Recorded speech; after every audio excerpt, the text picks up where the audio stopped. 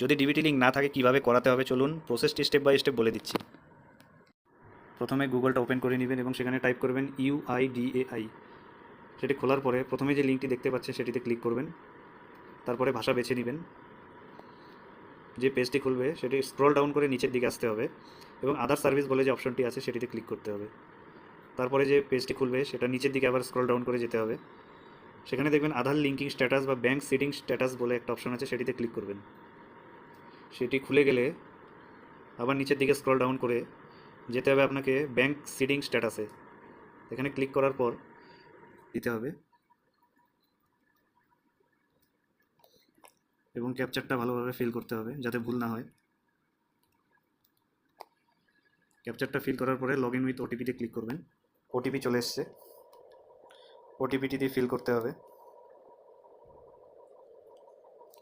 Feel করার পরে log in করার পরে ডান দিকে দেখতে পাচ্ছেন ফটো দেখা যাচ্ছে এবং এই পেজটি খোলার পর আবার নিচের দিকে স্ক্রল ডাউন করে অপশনটি আসবে ব্যাঙ্ক সিডিং স্ট্যাটাস, এখানে ক্লিক করতে হবে।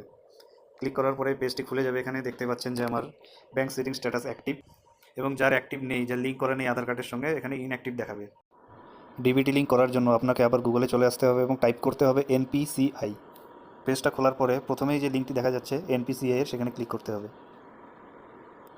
অফিসিয়াল পেজে চলে এসেছি এবং বাঁ দিকে যে 3 ডট দেখা যাচ্ছে সেখানে ক্লিক করতে হবে। ক্লিক করার পরে যে কাস্টমার অপশনটি রয়েছে সেখানে ক্লিক করতে হবে। তারপরে 5 নম্বরে যে ভারত আদার সিডিং এনাবেল বলে অপশনটি রয়েছে সেখানে আবার ক্লিক করতে হবে। তারপরে যে পেজটি খুলে যাবে সেখানে আদার সিডিং ডিসিডিং যে অপশনটি রয়েছে সেখানে আবার ক্লিক করতে হবে। এন্টার ইওর আধার নম্বর, তারপরে রিকোয়েস্ট ফর আধারে আপনি সিডিংয়ে ক্লিক করে দিবেন। তা select your bank, seeding type fresh seeding আবার ক্লিক করবেন। ক্লিক করার পর আপনার অ্যাকাউন্ট নাম্বার টাইপ করতে হবে। কনফার্ম অ্যাকাউন্ট নাম্বার আবার টাইপ করবেন।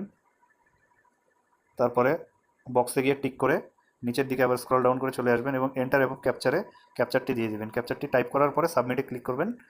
আপনার অ্যাকাউন্টের সঙ্গে আধার কার্ডের লিঙ্ক হয়ে যাবে। ধন্যবাদ।